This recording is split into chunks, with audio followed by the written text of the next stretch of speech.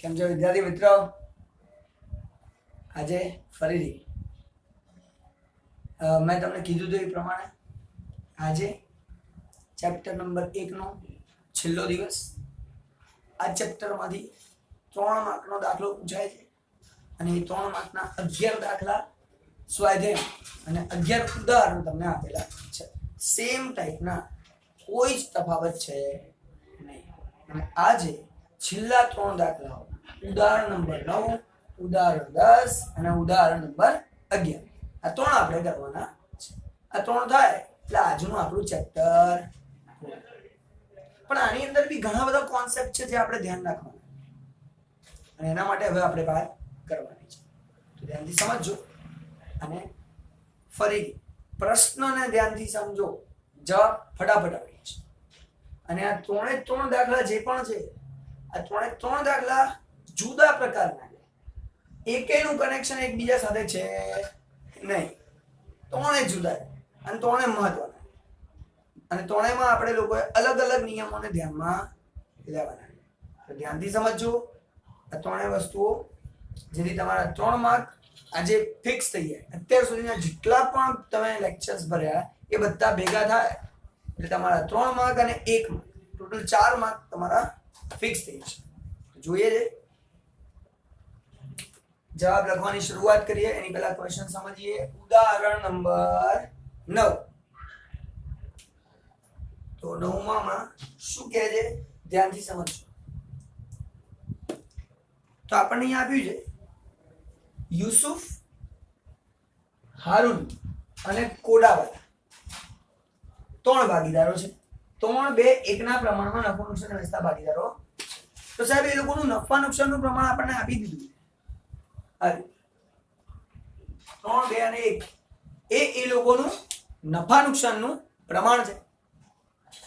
તો અહીંયા યુસુફ, હારૂન અને કોડાવાલા 3, 2, 1ના પ્રમાણમાં નફો નુકસાન વહેંચતા ભાગીદારો છે. તો નફા નુકસાન તો ખબર પડી ગઈ, એટલે આપણે ધારવાની જરૂર નથી કે સરખા પ્રમાણમાં વહેંચવાની જરૂર નથી. પછી શું કીધું છે? કોડાવાલાને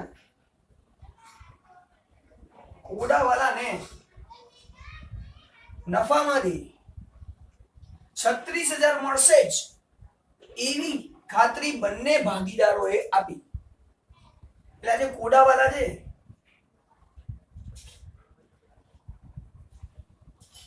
એને 36,000 રૂપિયા તો મળવા જ જોઈએ. જો આ 36,000 રૂપિયા ના મળે, ધારો કે એને 36,000 ના મળે, તો આ બંને જણા ઘરેથી પૈસા કાઢીને બી 36,000 રૂપિયા તો એને ભેગા કરશે. કારણ કે ખાતરી બંને આપી છે, બંને ભાગીદારોએ ખાતરી આપી છે કે બંને ભાગીદારો એવું કીધું કે ભાઈ તું અમારી જોડે ભાગીદાર થઈ જાય, અમે તને 36,000 રૂપિયા તો આપવાના જ છીએ, કન્ફર્મ આપીશું 36,000. એવી ખાતરી બંને આપી. એવું બી થઈ શકે કોઈ એક ભાગીદાર આપે, શક્યતા ખરી બધી જ રીતે. જોઈએ સમજો.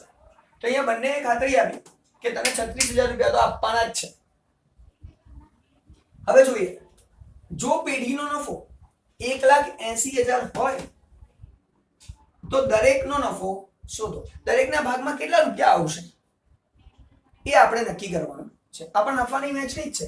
પણ આમાં કેવું છે, 2 ભાગીદારો ત્રીજા ભાગીદારને ગેરંટી આપે કે તને અમે ઓછામાં ઓછા તો આટલા વર્ષ દરમિયાન આપીશું જ. એક ઉદાહરણથી સમજીએ. આપણે ભાગીદારી કરી હતી, મારી જોડે રામભાઈએ ભાગીદારી કરી હતી. રામભાઈ પૈસા કાઢવાના હતા, હું મેનેજમેન્ટ કરવાનો હતો.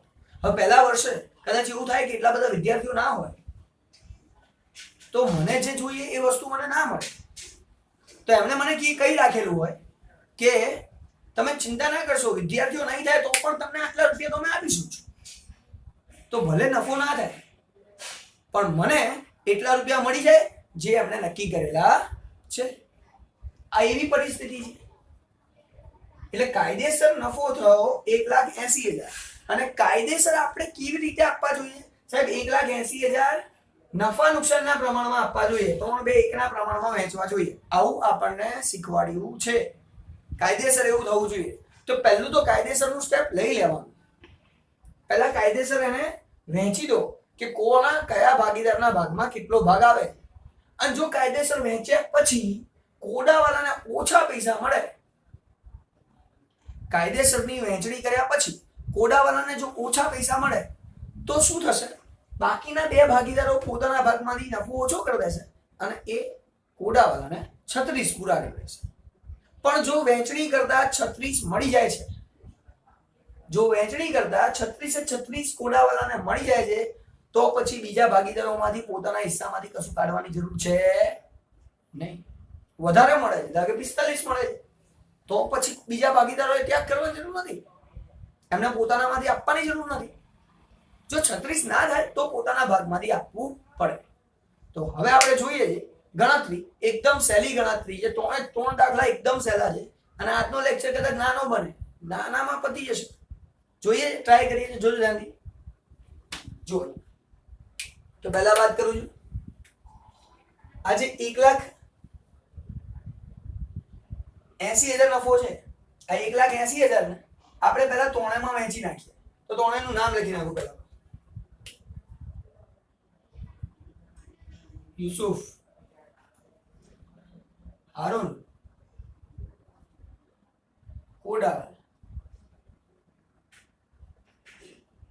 હવે એમનું પ્રમાણે આપણને ખબર છે, એ પ્રમાણમાં વહેંચણી કરતા જઈએ. આ 1,80,000 ની વહેંચણી, હવે તમને વહેંચણી કરતા આવડે છે, પણ ફટાફટ ગણતરી શીખવાડું છું. 1,80,000 ગુણ્યા પ્રમાણે છે 3, 2, 1, તો સરવાળો કરો. 3 + 2 + 1 6, તો ભાગ્યા 6. 3 જણને વેચવાનું છે, 1,80,000 ભાગ્યા 6, 1,80,000 ભાગ્યા 6. આ તો ફિક્સ છે. તો પહેલાને કેટલા આપવાના છે? 3, બીજાને 2 અને ત્રીજાને 1. અને આની ગણતરી કરો કે કયા ભાગીદારને કેટલી રકમ કાયદેસર મળે. ફરી આ જે વાત થાય છે કાયદેસરની થાય છે. કાયદેસર આટલા રૂપિયા મળવા જોઈએ છે. તો આને સોલ્વ કરીએ. સાહેબ 6 × 18 30,000 ગુણ્યા 3, 3 × 9 90,000 રૂપિયા થાય. અહીંયા જોઈએ 6 × 18 30,000 ગુણ્યા 2 60,000 રૂપિયા થાય. અહીંયા 6 × 18 3 × 3 30,000 રૂપિયા થાય. તો કાયદેસર જો તમે આને વહેંચો તો આ 3 જણને કેટલા રૂપિયા મળે? તો અહીંયા કાયદેસરના રૂપિયાની હું ગણતરી લખું છું, સમજો. 90,000 રૂપિયા, 60,000 રૂપિયા અને 30,000 રૂપિયા. હવે હું પૂછી નાખું છું જે નીચે લખ્યું છે. આ ગણતરી તમને આવડે છે. હવે જે આપણે સમજવાનું છે, સાહેબ નફો થયો, નફાની કાયદેસરની વહેંચણી કરી. કાયદેસરની વહેંચણી કર્યા પછી ખબર પડી કે કોડાવાલાને કાયદેસર 30,000 રૂપિયા મળશે. હવે કોડાવાલા શું કહેશે? ભાઈ આ તો નહીં ચાલે, તમે કીધું તું કે 36 મળશે, મને 36,000 રૂપિયા મળવા જોઈએ. તો 36 કેવી રીતે આપવાના? તો કોણે કીધું તું? સાહેબ બંનેએ કીધું. બંનેએ કીધું તું અમે બંને ટેન્શન ના લઈશ, તને 36 આપીશું, બંને ગેરંટી આપી હતી. તો આને 36 કરવા માટે આપણે કેટલા રૂપિયા આપવા પડે? સર 30 માં 6 ઉમેરો તો આના કુલ 36 થઈ જશે. હંમેશા એક બીજી વાત યાદ રાખવાની કે 30 માં 6 ઉમેરો 36 થઈ જાય, પણ આ 6 કોણ આપશે? આ બંને આપશે. સાહેબ બંને 6 આપશે તો 6 આમાંથી 6 આમાંથી બંને 6 ના હોય એવું. જો 6 આમાંથી અપાય 6 આમાંથી આપે તો એના 12 થાય. 12 થોડી આપવાના છે, આપણે તો 6 જ આપવાના છે. તો આ 6 ને આ બંનેમાં યુસુફ અને હારૂન બંનેમાં વહેંચી દેવાના. ફરી કહું છું, બંને કેમ આપશે? શું કારણ છે બંને આપશે? કારણ કે બંને કીધું યુસુફ અને અહીંયા લખ્યું છે બંને ભાગીદારોએ ખાતરી આપી કે તને આપીશું. જો એક ભાગીદારે ખાતરી આપી હોય, એવું કીધું કે યુસુફે ખાતરી આપી, તો 6,000 રૂપિયા યુસુફમાંથી કાઢી નાખવાના, કોડાવાલાને આપવાના. આને કશું કરવાનું નહીં, કારણ કે આને ખાતરી નહોતી આપી, ખાતરી આને આપી હતી, તો આનામાંથી કાઢવા પડે. જો ખાતરી હારૂને આપી હોય તો હારૂનમાંથી 6,000 કાઢો અને 6 આને આપી દો. તો આમાંથી કાઢવાના અને આને આપવાના. તો અહીં તો બંને ખાતરી આપી, તો બંનેમાંથી કાઢવાના. સાહેબ કયા પ્રમાણમાં કાઢવાના? એમના નફા નુકસાનના પ્રમાણમાં. એમનું નફાનું શેનું પ્રમાણ છે 3, 2 અને 1. હવે આ કોડાવાળાને તો જોવાનું નહીં કારણ કે આ 6000 ફક્ત 2 માં વેચવાનો તો હવે આ 2 જ જોવાના. તો આ 6000 ને 3 અને 2 ના પ્રમાણમાં વહેંચણી કરવાની. પછી આ એક જોવાનો નહીં. વહેંચણી કરવામાં ખાસ ધ્યાન રાખજો, આખી વહેંચણી નહીં, 3 અને 2 નું પ્રમાણ જ લેવાનું કારણ કે આ 2 ને જ વહેંચવાના છે. હવે ગણતરી કરીએ, જુઓ ધ્યાનથી. 6000 છે સાહેબ, 6000 2 જણને વહેંચવાના તો ગુણ્યા 3, આનો 3 ભાગ છે અને બંનેનો સરવાળો કરો, 3 ને 2 5 તો 5 થાય.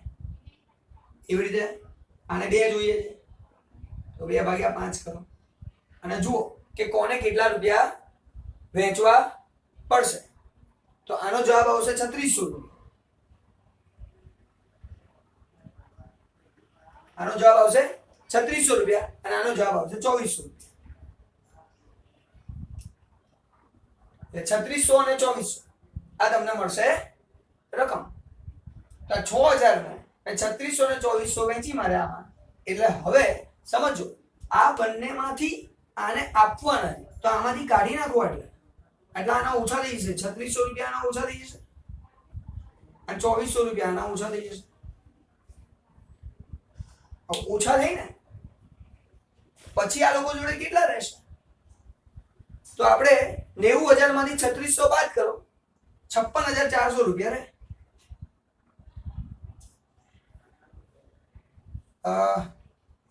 3600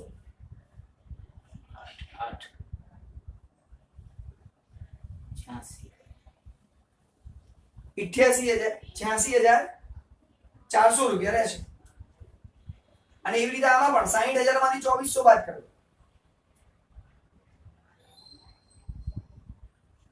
એટલે 60 માંથી 2 જાય એટલે 58 માંથી 400 જાય એટલે 57600. તો 57600 રૂપિયા એ હારૂનને મળશે, યુસુફને 86400 મળશે કારણ કે 90000 છે, 90 માંથી 3 જાય પહેલા તો 87 માંથી 600 જાય એટલે 86400. સિમ્પલ. એ રીતે અહીંયા 57600 અને અહીંયા 30 ને વત્તા 6 36000 રૂપિયા. તો નીચે આપણે પછી લખવું પડશે, નીચે છેલ્લે લખવાનું વાક્યમાં કે યુસુફ, હારૂન અને કોડાવાલાને અનુક્રમે 86400, 57600 અને 36000 રૂપિયા નફો મળશે. એટલે આ વસ્તુ તમારે ખાસ ધ્યાન રાખવાની છે. 86400, 57600 અને 36000 રૂપિયા એને નફો મળશે એ લખવું ફરજિયાત છે.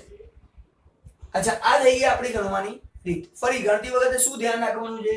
પહેલા તો જે કાયદેસરનું પ્રમાણ છે એમાં વહેંચો, પછી જુઓ કે જેને ખાતરી આપી છે એને ઓછા રકમ મળે છે. જો ઓછા રકમ મળે છે તો અને તો જ બીજામાંથી કાઢવાના અને એને જેટલી રકમ આપવાની છે આપવાની. જેણે ખાતરી આપી એના ખાતામાંથી પૈસા ઓછા કરવાના, જેણે ખાતરી નથી આપી એના ખાતામાંથી પૈસા ઓછા થાય નહીં. આ દાખલો ગણવાની બીજી રીત પણ છે, પણ એ બીજી રીત કમાલસર વાપરતા નથી. કારણ કે જો હું દાખલો બનાવું એવો તો એ બીજી રીતથી દાખલો ગણવા જાવ તો જવાબ આવે નહીં, અને માટે એ બીજી રીતને હું એક્સેપ્ટ કરતો નથી. આપણે એ જ રીત એક્સેપ્ટ કરવાની જે બધે એપ્લિકેબલ હોય. એવું નહીં આ દાખલામાં આવી રીત, આ દાખલામાં આવી રીત, એવું નહીં. બધા દાખલામાં એક જ રીત. તો એક જ રીત એટલે આ રીતે પકડી રાખવાની. આ રીતે થશે તો ક્યારેય તકલીફ થશે નહીં. પહેલા વહેંચો કાયદેસરની રીતે, ઓછા પડે તો બાકીમાં વહેંચણી કરો. જો ઓછા પડે નહીં તો વહેંચણી કરવાની કોઈ જરૂર છે નહીં. એટલે દાખલો અહીંયા પતી ગયો. અહીંયા તમારે ડિટેલમાં લખવાનું એ તમારું કામ છે. સમજીએ આગળ બીજું ધ્યાનથી. હવે વાત કરીએ ઉદાહરણ નંબર 10 ની. હવે ઉદાહરણ 10 માં શું કહે છે સમજો. બધા દાખલા અલગ અલગ છે, એક દાખલો સરખો નથી. ઉદાહરણ 10 માં શું કહે? એક પેઢીના ભાગીદાર ગિરીશની, એટલે એક ગિરીશની ખાલી વાત કરીએ. એક પેઢીના ભાગીદાર ગિરીશની ઉપાડની રૂપિયા 6000, એટલે એને 6000 રૂપિયા ઉપાડ કર્યો છે. ઉપાડની રૂપિયા 6000 તથા વહેંચણી પાત્ર નફો, નફાની 9000. એટલે એ વ્યક્તિની ઉપાડની રકમ છે 6000 અને નફાની રકમ છે 9000 ની અસર આપ્યા બાદ, એટલે એ અસર અપાઈ ગઈ, એના ખાતાની અંદર એ આપણે અસર આપી દીધેલી છે, એ અસર આપણી પૂરી થઈ ગઈ. તો ઉપાડની અને નફાની અસર આપ્યા પછી આખરની મૂડી, જે આખરની મૂડી છે એ મૂડી વધી 96,000 રૂપિયા. હવે તમને પ્રશ્ન સહેલો લાગશે, સાહેબ મૂડી પર 8% વ્યાજ ગણો. સાહેબ આટલો સહેલો તો છે જવાબ. સાહેબ મૂડીના 8% વ્યાજ ગણવાની મૂડી તો આ રહી 96,000 રૂપિયા. 96,000 ના 8% ગણો, દાખલો પતી ગયો. 3 માર્કમાં એકદમ સહેલો દાખલો. આવી રીતે થાય નહીં. આજે મૂડી પર વ્યાજ ગણવાનું છે ને, આ મૂડી જે આપી છે આખરની મૂડી આપી, આખરની મૂડી પર ક્યારેય વ્યાજ ગણાય નહીં. મૂડી શરૂઆતની આપી હોય, શરૂઆતની મૂડી ઉપર વ્યાજ ગણાય. અને આ તો આપણને આખરની આપી છે. હવે આખરની મૂડી મળી કેવી રીતે હોય તો સમજો. આખરની મૂડી કેવી રીતે મળે? જ્યારે આ ઉપાડની રકમ બાદ થઈ ગઈ, કારણ કે ધંધામાંથી ઉપાડ લઈ જવામાં આવે. ધંધાનો માલિક ધંધામાંથી શું કરે? પૈસા લઈ જાય તો એને કહેવાય ઉપાડ. એનાથી મૂડી ઘટી જાય. નફો શું કર્યો હોય એમાં ઉમેર્યો હોય, નફાથી મૂડી વધે, નુકસાનથી મૂડી ઘટે. તો આપણે આ આખરની મૂડી મળે કેવી રીતે? તો ઉપાડ બાદ કરેલો હશે અને નફો ઉમેરેલો હશે, અને આ કર્યા પછી આપણને આખરની મૂડી મળે છે. કાયદેસરની રીત શીખવાડું છું, આ છે. તો મૂડી ઘટે ક્યારે અને મૂડી વધે ક્યારે, આ બે વસ્તુ આપણે ધ્યાન રાખવાની. તો મૂડી વધે ત્યારે જ્યારે આપણો નફો થાય, અને મૂડી ઘટે ત્યારે જ્યારે આપણું નુકસાન થાય. તો વધે જ્યારે નફો થાય, ઘટે જ્યારે નુકસાન થાય. અચ્છા, મૂડી લાવે તો વધે, પાછી લઈ જાય ઘટાડો કરે મૂડીમાં તો ઘટે. તો આ છે આપણી પરિસ્થિતિ. હવે આ દાખલો ગણવાની પણ બે રીતો છે. તમારી ચોપડીમાં બંને રીત આપેલી છે, પણ આપણે જે કરવાનું છે ધ્યાનથી સમજજો, બહુ જ ધ્યાનથી સમજજો કે આપણે શું કરવાનું છે. આપણે ખાતું બનાવતા શીખવાનું છે. મૂડી ખાતું બનાવતા શીખી જાવ એટલે તકલીફ નહીં થાય. હા, આ દાખલા માટે સીધી જે ગણતરી આપેલી છે એ બહુ સહેલી છે, કારણ કે આની અંદર માહિતી બહુ ઓછી છે. જો માહિતી વધારે કરવામાં આવે તો આ દાખલો સીધી ગણતરીમાં થોડોક અઘરો પડે એવો છે. અઘરો છે એવું નહીં, થોડોક અઘરો પડે એવો છે. અને માટે આપણે જે હમણાં રીત શીખવાડવા જઈ રહ્યા છીએ એ રીતથી ક્યારે અઘરું પડશે નહીં. હા, આ દાખલામાં એવું લાગશે સાહેબ આ લાંબુ થઈ ગયું, પણ આગળના દાખલામાં ક્યારે તમને એવું લાગશે નહીં. જો દાખલો બનાવવામાં આવ્યો, ઘણી બધી વસ્તુઓ મૂકવામાં આવી, તો તમને એવું નહીં લાગે કે આ દાખલો અઘરો થઈ ગયો. જોઈએ છે, સમજજો ત્યારે. તો અહીંયા હું લખીશ કયું ખાતું બનાવીશ? ગિરીશની મૂડીનું ખાતું. તો અહીંયા શાંતિથી સમજાવું છું, સમજજો. ગિરીશની મૂડી ખાતું, આ ઉધાર બાજુ અને આ જમા બાજુ. આ જવાબનો જ છે. એ તો કે સાહેબ જ કેમ લખ્યો છે? ખરેખર જવાબનો નથી, આ જમા બાજુ છે અને આ જવાબ છે. તો ઉધાર બાજુ, જમા બાજુ હંમેશા યાદ રાખો, હંમેશા યાદ રાખો. સાહેબ આ બાજુ મૂડીમાં વધારો થાય, આ બાજુ મૂડીમાં ઘટાડો થાય. અહીંયા શરૂઆતની મૂડી લખાય,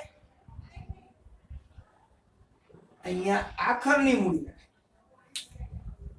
જો આટલી વસ્તુ ખબર પડી ગઈ તો આવા પ્રકારના દાખલામાં શરૂઆતની મૂડી શોધવાનું કામ એકદમ સરળ છે.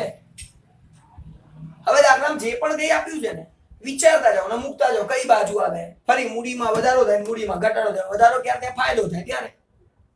ઘટાડો ક્યારે થાય? લઈ જાય ત્યારે, અથવા નુકસાન થાય ત્યારે. બસ આટલું વિચારો એટલે દાખલો સહેલો થઈ જાય. તો સમજો, પહેલા શું આપ્યું છે? ઉપાડ 6000. ઉપાડ એટલે ધંધામાંથી પૈસા લઈ ગયો. સાહેબ ઘટ્યું, ઘટ્યું એટલે અહીંયા લખી જ નાખો ઉપાડ 6000 રૂપિયા, પતી ગયું. નફા 9000 રૂપિયા. સાહેબ નફો એટલે મૂડી વધી જાય, નફો થાય એટલે મૂડી વધે, તો વધે એટલે આ બાજુ લખો નફો 9000 રૂપિયા. અસર આપ્યા બાદ આખરની મૂડી 96000. સાહેબ આખરની મૂડી એટલે આ મૂડી 96000 રૂપિયા.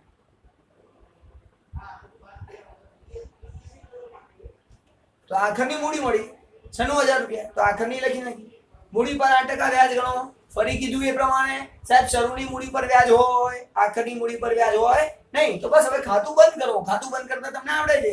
આ ખાતું બંધ કરો એટલે તમને જે જવાબ મળશે એ અહીંયા બાકી મળશે, અને એ બાકી હશે શરૂની બાકી. તો આપણે અહીંયા ખાતું બંધ કરીએ. સમજો 96 અને 6, તો 96 અને 4 ધારો કે કરીએ તો 100 અને 2 102,000 થઈ ગયા. એટલે કે 1,02,000 રૂપિયા. આ 1,02,000 માંથી આપણે 1,02,000 અહીંયા બી લખી નાખીએ. હવે 1,02,000 માંથી 9,000 રૂપિયા આપણે બાદ કરવાના છે. તો આપણને શરૂઆતની મૂડી મળી જશે. તો આપણને મળશે 93,000 રૂપિયા. તો આપણને જે રકમ મળશે એ મળશે 93,000 રૂપિયા. અને એ 93,000 રૂપિયાની આધારે આપણે ગણતરી કરીશું. તો આપણને મળી શરૂઆતની મૂડી. સાહેબ શરૂઆતની મૂડી આપણી શોધાઈ ગઈ. શરૂઆતની મૂડી આપણી શોધાઈ ગઈ. હવે આ શરૂઆતની મૂડીના 8% વ્યાજ ગણવાનું છે. દાખલો સિમ્પલ. તો અહીંયા લખવાનું મૂડીનું વ્યાજ બરાબર 93,000 ગુણ્યા 8%. તો 93,000 ગુણ્યા 8% કરો. કેલ્ક્યુલેટરની અંદર કરજો. 93,000 ગુણ્યા 8% એટલે તમને મળશે 7440. આ થઈ ગઈ તમારી મૂડી પર વ્યાજની રકમ 7,440 રૂપિયા. એટલે આ રીતે તમારે ગણતરી કરવી પડશે. તો આ થયો તમારો બીજો દાખલો. પહેલા દાખલામાં ભાગીદારે ખાતરી આપી હતી કે તમને આટલા પૈસા આપીશું, એ પ્રકારનો દાખલો. બીજા દાખલાની અંદર તમને એવું કીધું છે કે મૂડી પર વ્યાજ ગણો. ખુશ નહીં થઈ જવાનું, સહેલો છે. આખરની મૂડી આપી છે. આખરની મૂડી પરથી પહેલા શરૂઆતની મૂડી શોધો અને પછી વ્યાજની ગણતરી કરો. તો આ દાખલો અહીંયા પત્યો. આ દાખલો ગણવાની બીજી રીત પણ છે. ફરીથી હું એ માનતો નથી, આપણે એ કરવું નથી. જેને સહેલી લાગે કરી શકે, કારણ કે આ દાખલા માટે એ જ સહેલી લાગશે. પણ હું જ્યારે દાખલો બનાવીશ ત્યારે ખબર પડશે કે સારું સાહેબ થોડા ધંધે લાગી ગયા, રહેવા દો આપણે બરાબર. અત્યારે ખબર નહીં પડે. તમને લોકોને ખબર જ છે દાખલો બનાવું ત્યારે. એટલે સરળમાં સરળ રીત આ છે મારા પ્રમાણે. હા, કોઈને એ પણ સહેલી લાગી શકે છે, બહુ મોટી વાત નથી. હવે વાત કરીએ છીએ દાખલા નંબર 3. ઉદાહરણ નંબર 11 ને છેલ્લો દાખલો આ ચેપ્ટરનો. પછી આપણું ચેપ્ટર પૂરું. જોઈએ ફરીથી આનો જવાબ લખીશું અહીંયા. હવે આ દાખલામાં આપણને શું કહે? જેનેટ, અક્ષરા અને સપના સરખા હિસ્સાના ભાગીદારો છે. એટલે કે એ લોકો નફો અને નુકસાન સરખા પ્રમાણમાં વહેંચે છે. એટલે નફા નુકસાનનું પ્રમાણ એ લોકો આપી દીધું છે. તેમની કુલ મૂડી 3 લાખ છે. તો અહીંયા છે ને 3 લાખ મૂડી આપી દીધી. તો અહીંયા હું લખું મૂડી 3 લાખ છે. કુલ મૂડી એટલે ત્રણેય ભેગા થઈને આટલી મૂડી લાયા એવું આપણને કીધું છે. સારું, પછી શું છે? તેમની મૂડીનું પ્રમાણ 3, 2, 3 અને 5 છે. એટલે કે આ મૂડીનું પ્રમાણ બી આપી દીધું. તો આપણે એક કામ કરીએ, બધાની મૂડી શોધી કાઢીએ કોની કેટલી. ના શોધો તો કોઈ ફરક નથી પડતો, પણ આપણે કીધું છે મૂડીનું પ્રમાણ આપી તો મૂડીને મૂડીના પ્રમાણમાં વેચાય. પાછું અહીંયા નફા નુકસાનનું પ્રમાણ ના લેતા. આ મૂડી છે તો મૂડી હોય તો મૂડીના પ્રમાણમાં જ જાય. તો અહીંયા 3ની મૂડી 3 ભાગીદારોમાં લખી નાખીએ કે કોની કેટલી મૂડી છે. જેનેટ, અક્ષરા અને સપના. સાહેબ 3 ભાગીદારો છે અને આ ત્રણેયની 3 લાખ રૂપિયા મૂડી એ આપણે 2, 3 અને 5 ના પ્રમાણમાં વહેંચવાની છે. હવે કેવી રીતે વહેંચીએ? તો ફરીથી વહેંચણી કરતા તમને આવડે છે, હું ફટાફટ જઈશ. 3 લાખ 3 લાખ 3 લાખ ગુણ્યા ગુણ્યા ગુણ્યા મૂડીનું પ્રમાણ છે 2 3 5 તો આનો સરવાળો કરો 3 ને 2 5 5 ને 5 10 તો ભાગ્યા 10 ભાગ્યા 10 ભાગ્યા 10 અને ઉપર શું લખવાનું જે તે રકમ 2 3 અને 5 રકમો શોધી કાઢો જવાબ બની જશે ફટાફટ તો જુઓ 3 લાખ છે પાછળ 1 મિનિટ જવા દો એટલે અહીંયા થઈ જાય 30,000 રૂપિયા 30,000 ગુણ્યા 2 30 દૂના 60,000 રૂપિયા તો 60,000 રૂપિયા સાહેબ મૂડી થઈ અહીંયા પણ 1 મિનિટ કાઢો 30 તરી 90,000 રૂપિયા અહીંયા પણ 1 મિનિટ કાઢો 30 50 15 1.5 લાખ રૂપિયા તો દરેકની પોતપોતાની મૂડી મળી આની 60,000 આની 90,000 1.5 લાખ બધાનો સરવાળો કરો એટલે 3 લાખ રૂપિયા પૂરા એટલે આપણે ઝંઝટ નથી લખી નાખો બધાની મૂડી સાહેબ 60,000 જેનેટની મૂડી 90,000 ઉપર અક્ષરાની મૂડી 1,50,000 રૂપિયા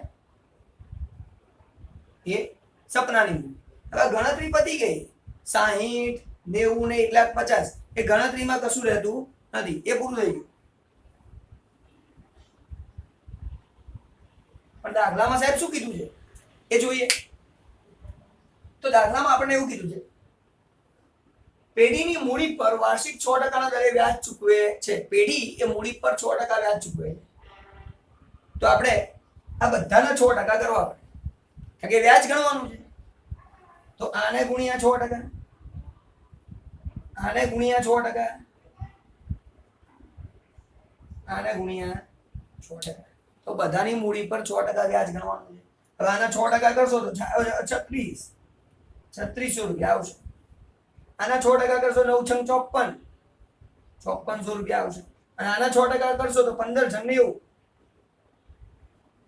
90,000 રૂપિયા આવશે તો દરેકની મૂડીનું વ્યાજ 6% અને એ બધા કરશો એટલે તમારે જે જવાબ આવશે 3600 5400 ને 90,000 રૂપિયા આટલી રકમ તમને મળશે હવે આ શું છે આજે શોધ્યું એ શું છે મૂડી પર વ્યાજ સાહેબ મૂડી પર વ્યાજની રકમ છે બીજી કોઈ રકમ નથી હવે આપણને શું શોધવાનું કીધું છે સાંભળો અક્ષરાને વ્યાજ સહિત 45,400 મળ્યા છે સાહેબ અક્ષરાને 45,400 મળ્યા છે વ્યાજ સહિત એટલે વ્યાજ તો ખબર પડે છે સહિત બીજું પાછું શું આવ્યું નવું આ રહી અક્ષરા વચ્ચે એને 5400 વ્યાજ ના મળ્યા છે અને એને કુલ રકમ જે મળી છે ને 45,400 મળી અક્ષરને કુલ 45,400 મળ્યા છે તો સાહેબ તફાવત જે છે 5400 રૂપિયા કાઢી નાખો સાહેબ કેટલા વધ્યા 40,000 રૂપિયા 40 + 5400 45,400 થાય તો સાહેબ આ 40 શેના મળ્યા તો હંમેશા યાદ રાખવાનું અક્ષરા ભાગીદાર છે ભાગીદારને વ્યાજ મળે ભાગીદારને કમિશન મળે અને ભાગીદારને નફો મળી શકે પગાર બોનસ બધું મળી શકે તો એની સાથે સાથે નફો તો હોય ને તો આજે 40,000 રૂપિયા છે આ મૂડીના વ્યાજની રકમ મળે વત્તા આ 40,000 રૂપિયા નફો પણ મળે તો આજે 40,000 રૂપિયા છે એ નફો મળ્યો હશે તો 40 વત્તા 5,400 40 ને 5 45,400 રૂપિયા નહીં ગયા તો આટલી રકમ એને કુલ મળેલી હવે આપણો છે શું બીજાની કુલ રકમ શોધો એટલે બીજા ભાગીદાર આજે આ જેનેટ છે ને સપના છે એને કુલ કેટલા મળ્યા હશે આપણને એવું શોધવાનું કહે છે આપણને શોધવાનું કહે છે કે ભાઈ આને 45,400 મળ્યા તો આ બંનેને કેટલા મળ્યા હશે તો આ બંનેને ટેન્શન લેવાની જરૂર નહીં સાહેબ આનો નફો કેટલો 40,000 નફાનું ચનું પ્રમાણ કેટલું ઉપર જો તો જેનેટ અક્ષરા અને સપના સરખા હિસ્સાના ભાગીદારો એટલે કે બધાને સરખો નફો મળે છે તો આને 40 મળે તો સાહેબ આને બી 40 જ મળે આ ઉપરથી થોડી આવે આને 40 મળે બધાને નફો 40 40 40 આને 40 આને 40 કારણ કે આનો 40 આપણે શોધ્યો તો આના બી 40 હશે આના બી 40 હશે કારણ કે સરખું પ્રમાણ બહુ મહત્વની વાત જો અહીંયા સરખું પ્રમાણ ના હોય 5 3 અને 2 એવું કંઈક પ્રમાણ આપ્યું હોય તો શોધવું પડશે 3 આટલા તો 2 કેટલા 5 કેટલા એમ કરીને અમને આપવા પડશે એવો દાખલો આપણે પૂછવાના છીએ એટલે તમારા લોકોએ આ કોન્સેપ્ટ ક્લિયર રાખવાનો. જોઈએ સરવાળો કરીએ કે આને ટોટલ કેટલા મળશે, તો 40 ને 3 43 600 49,000. તો 43,600 49,000 એ બીજા ભાગીદારોને પૈસા મળશે. તો કુલ રકમ બીજા ભાગીદારોને કેટલી મળશે એ આપણે અહીંયા શોધી કાઢી. તો તમને બધાને આજે આ 3 દાખલાની સાથે ચેપ્ટર નંબર 1 એક્ઝામમાં જેટલું પણ કઈ આવવાનું છે બધું ક્લિયર. હવે તમે કહેશો બીજા અમુક જે છે એ બધું જ બીજા ચેપ્ટરની અંદર આવી જ જાય, બીજા ચેપ્ટરમાં ઢગલો છે એટલે એની અંદર તમારું બધું ક્લિયર થઈ જશે. એટલે પહેલા ચેપ્ટરનું 100% કામ પૂરું, થિયરી સાથે બધી જ વસ્તુ કરી છે, સમજી લેજો, રિપીટ કરી લેજો. 100 માર્કની આપણે નજીક જતા રહ્યા છીએ, 4 માર્ક આપણા થઈ ગયા. Thank you very much. આવતા લેક્ચરમાં નવા ચેપ્ટર સાથે મળીએ.